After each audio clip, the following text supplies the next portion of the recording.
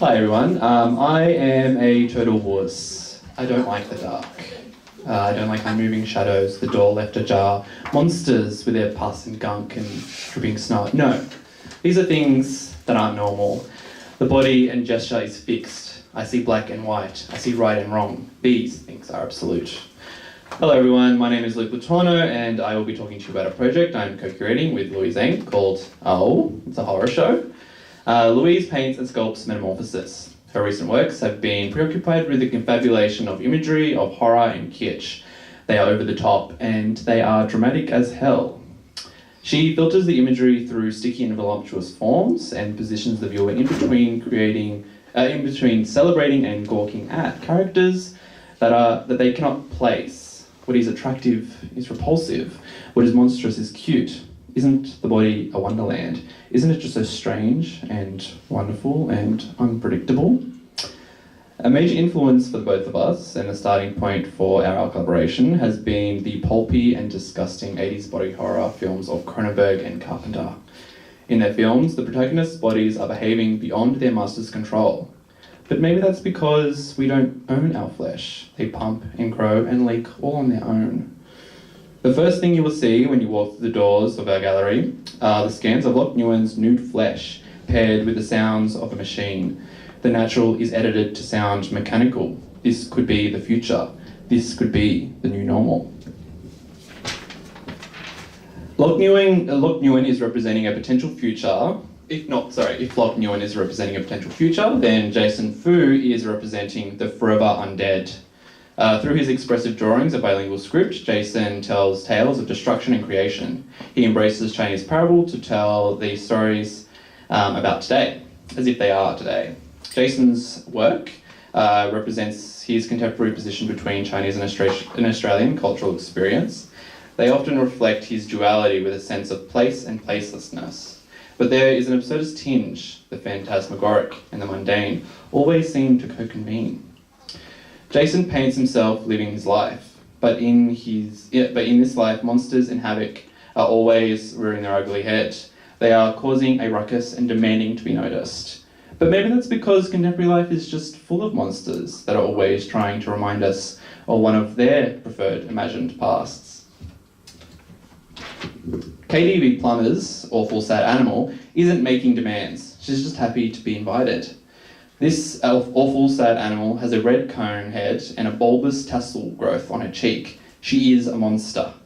But you are going to fall in love with this creature. She's the heart of the whole show.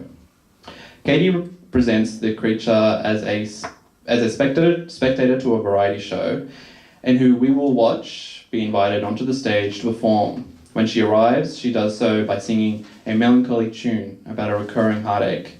Awful Sad Animal isn't going to scare you. She's the most beautiful form in the room, and she's going to make you want to cry. She'll make you say, "Oh, I'm shook. I'm Bubba shook." In early 2017, the Babadook became the new gay icon no one knew they needed.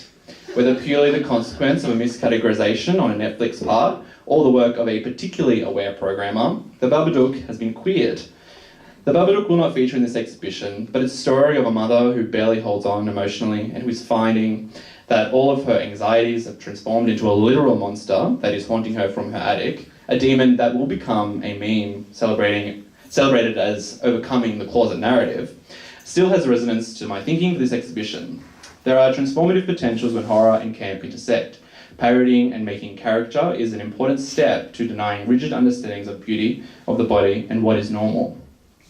If the Babadook makes literal the internal, then Joshua Bentley's photographs revel in a looming off-screen tension. The photographer draws his subjects from the queer club scene, getting performers to dress in their chosen garb and act out an uneasiness to what could be lurking in their surrounds. Bentley's photographs drag and over-stylized gender, and camp its character tropes to indulge and subvert the depravity involved in constructing any identity at all. While Bentley's photos provoke the tension of what is closing in on identity, Luke Ryan O'Connor seems to question what lies beneath. O'Connor brings the exhibition back to the spectacle of the sensual creepy. The artist palms clay into pots with talons and peeping voids. These forms are the residue of his hands. They are the gentle caress that was. His ceramic forms are glazed to entice and to make you uneasy.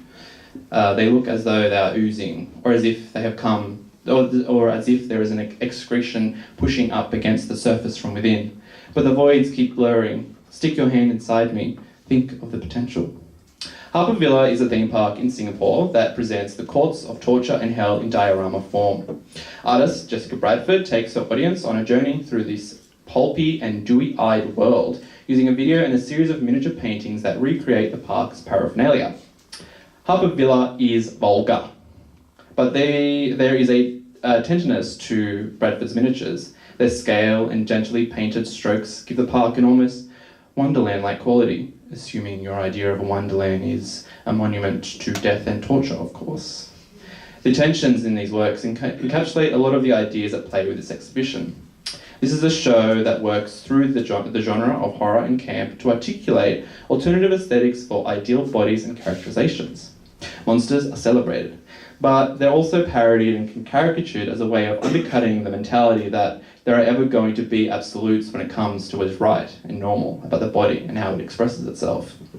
You will see all kinds of bodies in this exhibition: fat ones, hairy ones, discoloured ones, and transforming ones. They are all in states of becoming, and you will see them you will see them in all of their stumbling and fumbling awkward glory. Thanks.